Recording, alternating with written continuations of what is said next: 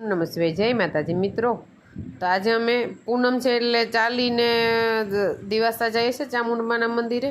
તો ચાવણમાનું મંદિર જો આવી ગયું છે, એનું ત્રિશૂળ જો ઉપર રાખેલું છે તે દેખાય છે, અને ચાવણમાની મૂર્તિ એક રૂમમાં રાખેલી છે। અત્યારે મંદિરનું બાંધકામ ચાલુ છે એટલે અમે દીવાધૂપ કરી લીધા છે। અહીંયા